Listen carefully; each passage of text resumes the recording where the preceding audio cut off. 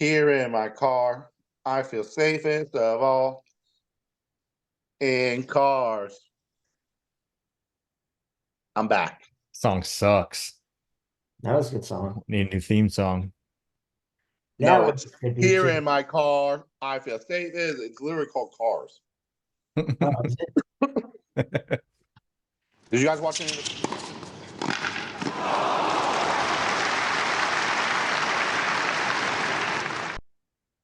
Hello and welcome back to the Double Fault Podcast, the sports gambling podcast aimed at giving you the edge on all things tennis betting. My name is Ben, and I'm back with my co-hosts Vic and Chris with episode 4, where we'll recap a profitable ATP Montpellier and preview 3 more ATP events currently in the qualifiers. But to start, my buddy Vic here has an update that he's been itching to share and gloat about. So, Vic, what's your update from ATP Montpellier? ATP Montpellier. I'm glad we're starting with the big win. You know, Bublik, he went to war this week, baby. Bublik went to war in France, and just like the Germans, he conquered. Okay. Oh, Lord.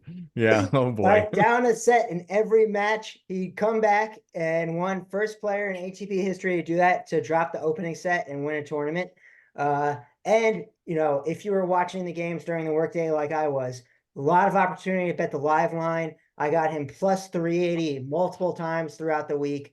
Bublik was a huge winner for me. I gave out the plus 550 on the pod last week, so definitely going to take credit for that. You know, that big win. They're very few and far between, so you've got to take credit for when they do happen. So Bublik plus 550, the king of Kazakhstan, number 1 in our hearts forever and always. Bublik. All right. Just for our viewers' personal knowledge, Bublik is not German. He's Russian by birth, and since 2016 he's been representing Kazakhstan. But I get the analogy. Thank you, Victor, and I love the hat. Chris, I know you tailed Vic a little bit on the Bublik bet at a couple stages in the tournament, but anything else you had that made you some money or maybe lost money on? Nope, I rode Bublik like he was my only horse. Oh, sorry. Go ahead, Chris. I'm sorry, Vic. I rode Bublik like he was my only horse.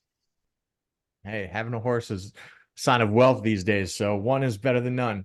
Yeah, not a bad idea to ride the winner all week. You know, there's horses to ride. So very good call. Very good call picking Sasha.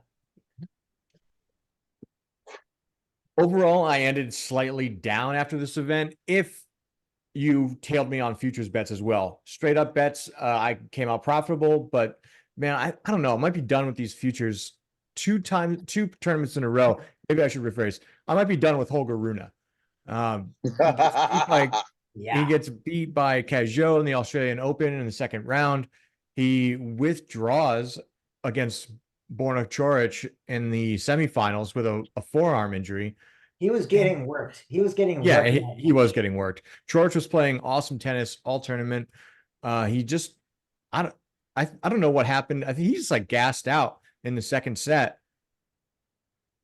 Against Bublik? Against Bublik, yeah, after an incredible comeback in the first set. Yeah, Bublik had the first set. He was up 4-1 in the first set, and then he gave it away. And he joked at the end of the match, like, I asked my coach what to do when I was up 4-1. And he said, lose the first set. That's been working all week. And so I followed instructions.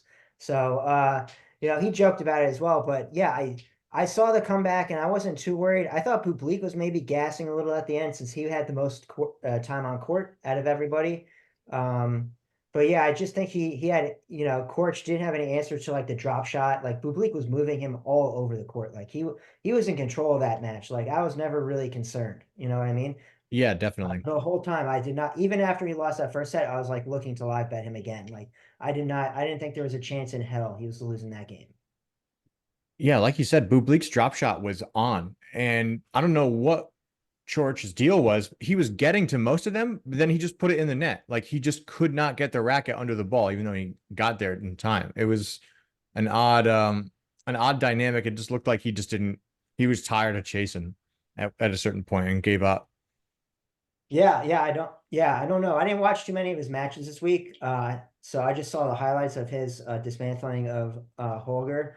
But yeah, I mean, Bublik was killing it, everybody with a drop shot this week. I mean, that's how he beat FAA. That's how he beat Shevchenko. Like, he had a relatively difficult path to the championship here. And I gotta say, my big one of the week on Bublik was in the quarterfinals. Bublik was plus one, or no, this was the semifinals. Excuse me, maybe it was quarterfinal. He was plus 175 against FAA. Insane line, absolutely insane line. Hammered that 5-unit max bet, like huge win on. Like I said, I just couldn't lose on Bublik. You can't lose betting on Bublik. All right, you can't lose betting on Bublik. That should be the takeaway from this podcast. That's takeaway for psychos, maybe, because you definitely lost on Bublik in the Australian Open. But yeah, maybe in these 250 series events that you really can't lose on him lately. We'll see if he can keep it up. Let's see. Yeah. What would you guys like to start with now that we've done a quick recap of Montpellier? We've got 3 ATP 250 events that coming up this week. Exciting stuff. We're going to see a lot of guys we haven't seen since the Australian Open at different locations. We've got Dallas, Marseille, and Cordoba. Chris, where do you want to kick things off? Vic, I will be in Dallas this week if you want to attend the Dallas Open. Let's go to Buffalo Wild Wings and watch the Dallas Open. Or we can Just as go. good. Go. I think it's at SMU, so I'll check the ticket prices. It might not be too bad. Oh, nice. I That'd be can play fun. hooky. I can play. Well, let's hooky start for with that. We actually have a partnership with SMU. I don't know if I can get us tickets or not. I'm going to ask. That'd be pretty dope. Yeah, let me know. I'm Have you down. looked at the draws yet? Yes, I did look at the draw, and I have it open right now. You guys want to go over the favorites? Yeah, Let's dive into so Dallas. we're starting with Dallas, is what you're saying? Yeah, We're let's start with diving into Dallas. Awesome. Yeah. So the Dallas Open is one of only 10 United States tournaments on the ATP Tour, and the only ATP Tour indoor championship in the United States. A lot of Americans are coming to play in this one after not winning the Australian Open. This will be their first appearance. So, Vic, what do you got for top seeds? Oh yeah, so top seeds going to the Dallas Open, we have Francis Tiafoe at number 1, then Tommy Paul, Ben Shelton. Tommy! Yep. Big Tommy Paul guy. Adrian Manarino, Chris Eubanks at 5, Max Purcell, Jordan Thompson, and Dominic Kofor rounds it off at 8th. And then for the unseeded guys, Michelson's in there, who was an interesting name to me. Duckworth, he's always around. Momoa, if you liked what you saw last week, is there. And that's about it.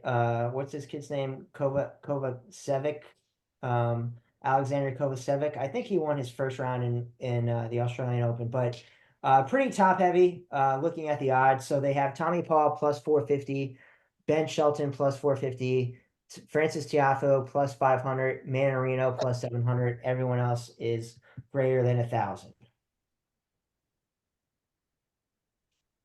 Awesome. Yeah, I believe you're right. It's Kovacevic. That's how I say his name, and he's American, so we should learn it for sure. But yeah. Also, and just Mo for. I know we called him Mo last time, but it's just Mo. It's just Mo. Not related to Jason Momoa of what's that, Aquaman fame, or Dune if you're a big Dune fan. Hey. Game of Thrones, bro. Jason Momoa, you think Game of Thrones, right? He was Oh yeah, Khal Drogo. Yeah, Khal Drogo. I don't know. I think Dune. Duncan, Idaho, I think dude. that's just because we got Dune on the mind, March 3rd. Here we Duncan, go. well, your shitty Twitter memes. So what are you eyeing? We've got a Tommy Paul fan here. So, Chris, you liking his odds at plus 450 to win the whole thing? I don't at all. Okay. I don't think there's a lot of value there. I think it's going to be a crowded field of people that had ups and downs at the Australian Open, which is the only other time that we saw him so far this year. I would not take Tommy Paul at plus 450. Okay. He is the 2 seed, and it's not looking like he has too stiff a competition. It is worth noting. The guy he would face before the semifinal is Kovacevic. Or Ricky Hajak, however you say his last name. Ricky. Hijikata. Yeah. the Australian guy. He's got a pretty easy path to the semifinal. Does It he is not worth wait, noting would the he not top. play Ben Shelton before the semis? Or he would meet Ben He Shelton would in the play Ben semis? Shelton in the semis. Gotcha. He Okay. played Ben Shelton in the semis. Good to know. It is worth noting the top 4 seeds do have a first round bye. Yeah, good I call. think Good that call out. I think that's a big advantage here in this tournament. Yeah, especially the 250 events around. There's only 32. Once the qualifiers are done, the field will be set at 32. So I agree, Chris. I'm surprised that doesn't factor into your right. Yeah, I just don't feel comfortable backing Americans right now. We've seen some great performances from Americans, but futures wise, like Ben Shelton, Tommy Paul, and Big Foe all at plus 450. It's Vegas thinks it's an even playing field as far as who's going to win this thing. Are one of those 3 guys going to win? I would be surprised if all of them even make it to the semis. I'm with Chris on this one. There were some really great performances at the last major on hard court from some of these other guys that are not Americans, and I would love to see Kovacevic make a run. That'd be cool. Miromir. Miromir? What? Miomir Kekmanovic. He's got a very villainous name. Wait, That's a different guy. That's a different guy. You're talking about wait, did I say Kekmanovic? You did. What? I did? I thought you did. Kovacevic. It's Kovacevic. Kovacevic, yeah. Oh, maybe I misheard you. Apologies. Yeah, I definitely could have misspoken. It's like I don't know. It's close. It's copacetic. Just like copacetic. Yeah, so I don't really have a futures favorite. Honestly, if I had to pick one, I would want to see Adrian Manarino make a little run here. I thought he looked worlds better than he did at the end of last season on the hard court. This past major at the Australian Open, he had some really solid performances. I think he could make a run. I think he's back in the States. Maybe he wants to kind of prove himself after maybe not having such a great showing at the US Open. And before that, ATP Cincinnati, he made it pretty far. I think he made it to the semis and then just like did not show up against Alcaraz and got smoked. So maybe he wants to pick on some of the lesser competition in the form of Shelton, Big Foe, and Tommy Paul. We'll see. Man, I That's gotta what I would say, go with. the lack of patriotism on this podcast is quite frightening to me. Red, If you white, can't and win blue for in America, America, I'm not in supporting Dallas, you. in Texas. I'm betting the American. Big Foe plus 500 is what I saw when I clipped it. Okay, nice. It might be even odds now, is what you're saying, Ben. Is that right? But either way, he's one of the top 3 in there to get there. They have him priced closely. I think he's got the easiest path to the final, obviously, as he deserves as a 1 seed. Michelson's the only guy who might give him a little trouble before the semis. And then on the semi side, Manarino, you want to play him at the end of the week. He's an older guy. He breaks down quicker. So I don't see a reason for him to not be in the final. I don't see a reason for Tiafoe not be in the final. Plus 500 or plus 450, whatever. I think there's a lot of value there. I think you got to pick an American to win in Dallas. Last year, John Isner, last year, Wu Yibang defeated John Isner in 3 sets. So there was not an American winner last year. I think the Dallas championship comes back home to the land of America, the land of freedom, home of the brave, all of that. Tiafoe plus 500. All right. Yeah, on that nationality note, Vic, since you're feeling so patriotic, the last American to win ATP Dallas was Riley Opelka in 2022, who was also the winner in 2019. Before that, the last American winner was Ryan Harrison in 2017. So doesn't seem like a tournament that big name Americans really show up to win. With the exception of at least for a while. Roddick has won ATP Dallas like 4 times. So yeah, definitely surprised by the field a little bit here. No Fritz, that's a bit of a surprise. But hey, some guys are taking time off right now, so You still got 3 of the 4 best Americans in one place at a 250 this week, so it's going to be exciting. I'm pretty sure Next year, Fritz. Dallas upgrades to a 500. Next year, the upgrade to a Yeah. 500. You're right. I'm pretty sure Taylor Fritz just recently had a Davis Cup match, so he might just have different travel plans. There you go. I haven't been following Davis Cup at all. So We're still in that very first not round, but it's like segment. You know how it goes all year, and it's in segments. I'm pretty sure that's still going on right now. He just 2 days ago he played. Who did he play? He won in straight sets against Vladislav Orlov. So not stiff competition. Dismantled the Ukrainian. And if you want to make a joke, you can insert here. yeah, I'm not gonna put one in there. Support we'll never get a sponsor that. Awesome. So that's ATP Dallas. Just a quick overview. Let's move on to the next hardcore event. It's not too far down the road from ATP Montpellier. It's ATP Marseille. Like I just mentioned, it is a hardcore event. It is held right on the coastline city of Marseille in France. A lot of the same names, some of the same names we just saw in Montpellier will be coming back, most notably Andy Murray, who embarrassed himself again in the very first round and lost to the French qualifier, who could not keep up that same gusto moving on. In fact, no Frenchman performed well in ATP Montpellier. We'll also see Felix Auger-Aliassime, though. FAA, as most know him, and can't pronounce his name. But he'll be back for ATP Marseille, semifinalist in Montpellier. What are you guys thinking here? What are you seeing? I just want to start with the Andy Murray comment because somebody went at him on Twitter about, oh, it's time to hang it up. You're past the prime. You're embarrassing yourself, and it kind of like for a British person, I think it was a fuck you. I think that's as far as they can go in public. The bar's lower for fuck yous for the Brits. I agree. Yeah. So he was like, "Hey, mate, I don't think that's very respectful." But no, I think Andy Murray is a mate. They say mate, right? Yeah. I mean, yeah. I think most people associate that with the Australians more, but I mean, it yeah, you're right. British, You're right, a lot mate. of British influence. But anyway, I think I can see him bruv. a little bit more fire in the belly this week. For a 250, I can see him being a little bit more fired up for a 250 than he would normally be. So, just wanted to call it out to start.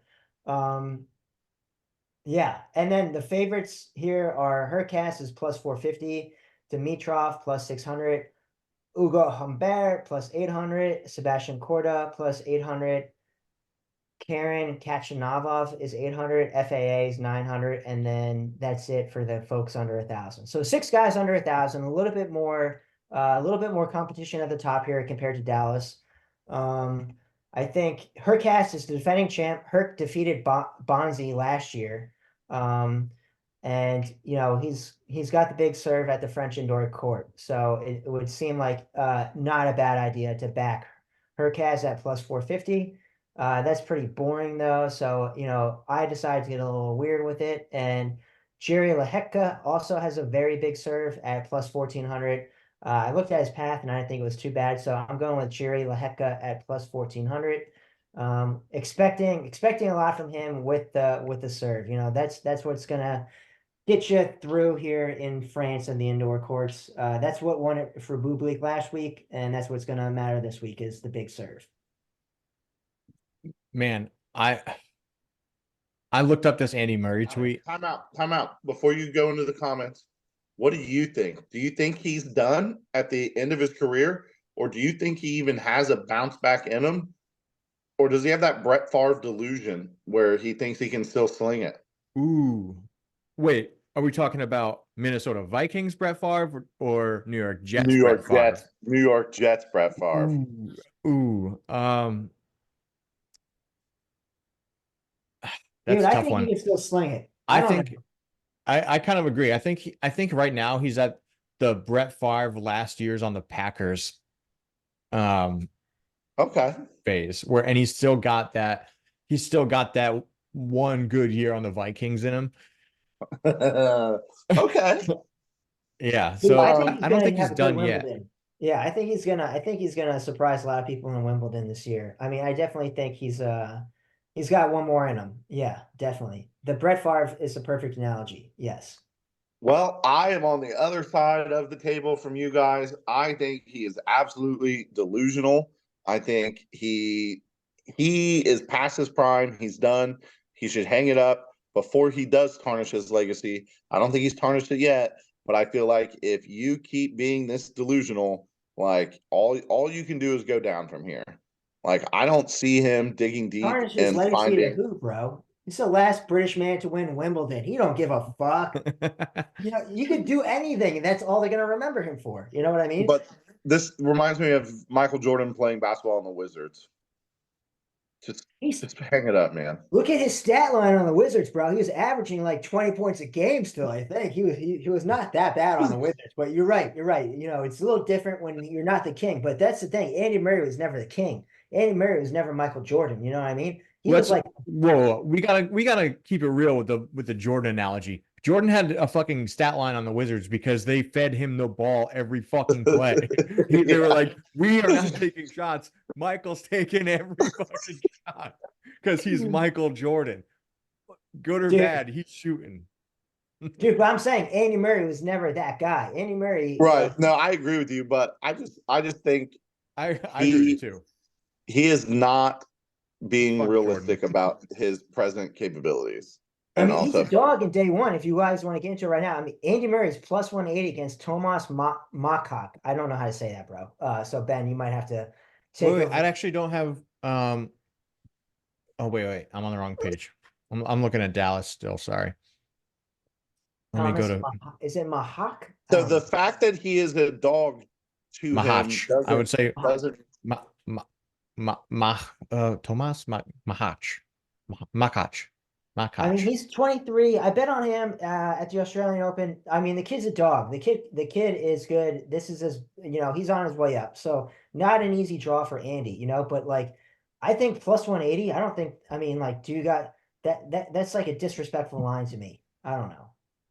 Or you are also delusional with Andy Murray. That could Do you be it think? too. That could be Do it too. you think Vegas is wrong, or you think Andy Murray is wrong? I just could see him coming out with a little fire in the belly and stunning the kid a little bit. Oh, I think absolutely yes. Maybe Andy Murray first set. Maybe that's the So plan. you're seeing plus 180 at Cordoba on this? Yeah, well, I got plus 185. No, not Cordoba. This is Marseille. Okay, I was gonna say I don't. Mahach hasn't played since January. Oh man, he's only played doubles since the Australian Open. He beat. Wait, what? Mahach beat Francis Tiafoe and then lost to Karen Khachanov. That's pretty impressive. That gives me a little different perspective. Yeah, he surprised Tiafoe. Definitely. I mean, he's good. He's a very good player, but I don't know. I think Andy's got a little juice left. I think he's got a little fire in the belly. So These two have never met before. It'll be their first time playing. And the implied odds versus the actual result is actually in Mahach's favor. I really, need to look up how to say this guy's name. Tomas Machacha. Yeah, so with approximately these implied odds, Mahach is around a 70% favorite, and he actually wins 71% of the time when he's favored by this much. Murray, when he's a dog of around plus 180, it's about a 35% implied odds, and he actually wins 33% of the time when he's that much of a dog. A little bit of math there. That I mean, hey, the victory and defeat is in the margins, right? So that's yeah. So what future do you have at Marseille? Do you got any futures for this one? This is a tough one. I think the field is a little bit more open here. I think you pointed out that Hurkacz is the reigning champ and he's back to defend that title. I kind of like that. I like that edge, especially with how well he performed in the Australian Open. His serve is on right now. He's feeling like he needs to bounce back strong from that defeat that he suffered. This is a tough one. I'm not going to not say. Again, me and these futures, I'll say where I think there's value. I think there's value on Hurkacz at plus 450, defending champ for the reasons I just said. And I like Grigor Dimitrov. I think he's playing amazing tennis right now. I think plus 600 is a little bit off. I think he should probably be closer to Hurkacz, but not on Hurkacz's level. So maybe like plus 500, plus 550. I think there's a little bit of value on plus 600, but Dimitrov is playing really well. I think he can absolutely steal this one, especially if Hurkacz falls in one of the earlier rounds. He got the number because of the draw. So I'm looking at his draw, and he's set up to play Sebastian Korda in the second round. Sebastian Korda is plus 800, and then he would have Lehechka in the quarterfinal. So I mean, his second round and quarterfinal are two guys who are under plus 1500. So a tough draw for Dimitrov, definitely. But if he can make it through that, then he's on fire for the week. So yeah, definitely. Another name I'd keep an eye on. I'm not going to put a futures bet on him or anything, but someone who I'm probably going to end up betting on is Emil Ruusuvuori. Played so well in the Australian Open. I think this is a guy that has been mentioned by other players, especially Medvedev, in post-game interviews on his way to the finals in Australia.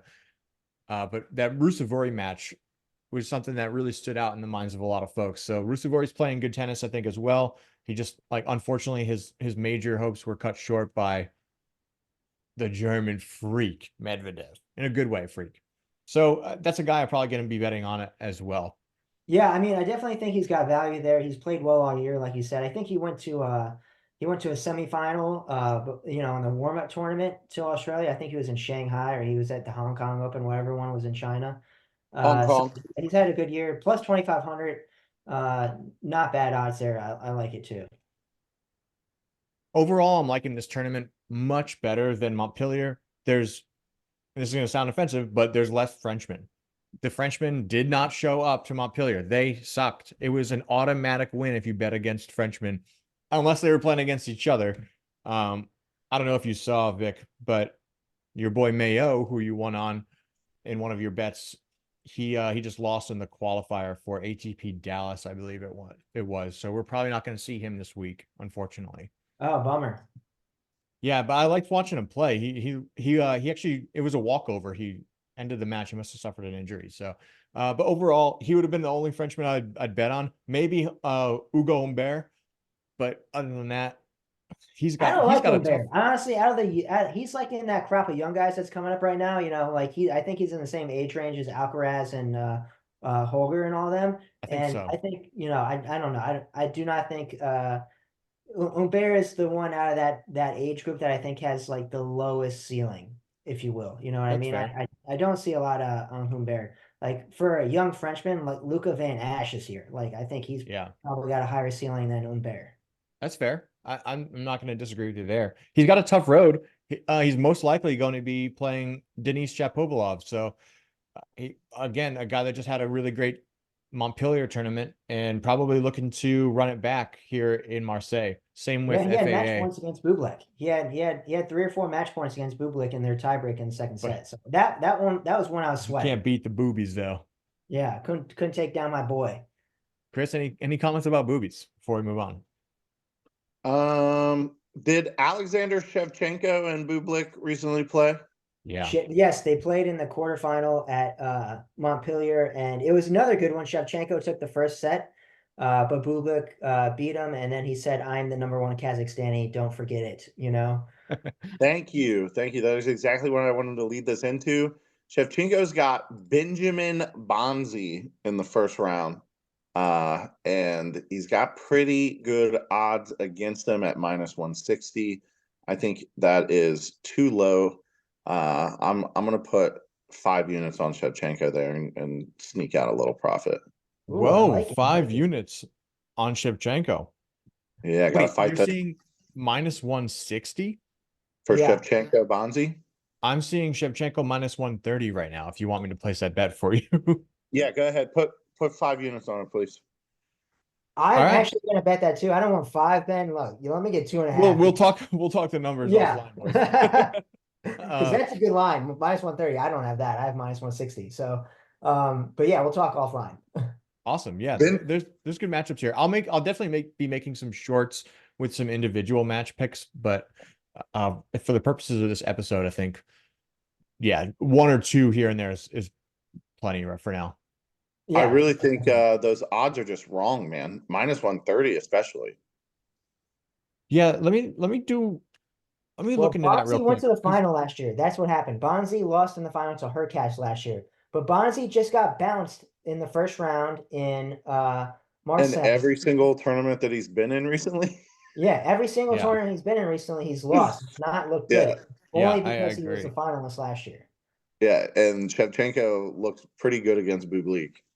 Shevchenko also owns the head-to-head. They've met once before in Antwerp on the hard court, and Shevchenko won 2-3. Sorry, 2-1 sets. Let's go. I like it, Chris. Good call, man. Good call out.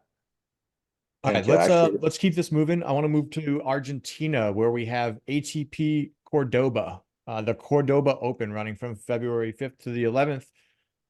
It is, let's see, we have reigning champ Sebastian Baez, who will be making an appearance here.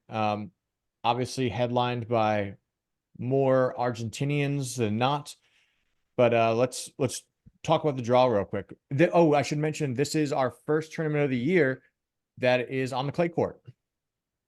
Oh, So we will be playing on clay, and yeah, this is the first ATP event of the season that is on clay. Of the odds that I'm seeing right now for outright winner futures at ATP Cordoba, the favorites are Alejandro Tabilo, Diego Schwartzman, both at plus 1100. Then there's Daniel Altmaier at plus 1200, Christian Guerin at plus 1600, and then a couple other these names. cats are gonna win. You know what I mean? Maybe that's why they're throwing these ones out there early in case you want to just lock your money down really early on. Maybe if you have this edge, listen, if you have the edge on ATP Cordoba and like for seeds 16 through 32, then good for you. I applaud you. I don't have them on this show though. Hey everyone, just a quick post filming update here. The odds for ATP Cordoba futures did come out. We just caught it at a bad time during our recording. I'll give you guys the top 4 and what my thoughts are. Francisco Cerundolo and Sebastian Baez are both plus 550 to win. Thomas Martin Echeverry is plus 700 and Sebastian Offner is plus 800. Now, unfortunately, we didn't catch this in time before this video is released and the first round started, but wait till after play stops at the end of the round of 32. You might get updated futures odds there. Unfortunately, you may have already seen that Cerundolo has already fallen to Bagnis in straight sets, but we still have Baez and Echeverry, who would have been my picks anyways for this event. A little bit more value with Echeverry, but I'm a big Baez fan despite his height. I like him on clay, and he's just a hustler. He's in his home state of Argentina, and this is a good opportunity for him to get his feet back under him after looking a little frustrated in his last match at Australia. All right, thanks for hanging with us for this quick update. Hopefully you can catch some more picks from us in our shorts coming up in between each round, and for all of the ATP events going on this week. Enjoy. Yeah, I mean, because there was no futures market that I could find, the only thing I looked at was Echeverry made the 3rd round in Roland Garros last year, and so did Cerundolo. So if I had to pick somebody to win, it'd be one of those two. But then you look, Baez is the reigning champ, so it's going to be one of those 3 Argentinians at the top. But nothing that I saw to bet. I looked at the dailies, the day 1 bets as well, and I didn't see anything I liked there either. Listen to this. Are you ready? Let me pull it Yeah. back up. One of the names I mentioned was Christian Guerin at plus 1600. Currently, Christian Guerin is tied for 9th for most clay titles of all active tennis players. So he's got 5 titles on clay courts. That is tied for 9th in the world amongst active players. Rafa obviously being number 1. So not far behind. That's impressive for a guy that's maybe, I mean, he could definitely, this Only What are his could just odds be at? only homage 27. to a different time, but say that again. I said What he's are only his futures 27, odds? so still, still got time to add to that. He's still got time to add to that. Chris, what did you ask? What are his futures odds? Plus 1600. Ooh. I'll take a unit on that. A unit on Christian Garin to win plus 1600. He is 27 years old from Chile, and he's tied for 9th most clay titles amongst Listen, active players. I don't know if this is true or not, but I imagine a Chilean would want to go over to Argentina and win that tournament because there's got to be some sort of inter-country rivalry down there. Yeah, I'm sure there is. If there's not, we're about to create one. You think so? You think we have that kind of swing? Okay, Oh yeah. awesome. I'm willing to give it a shot at least. So I'll put you down for a unit on Guerin to win ATP Cordoba. All right.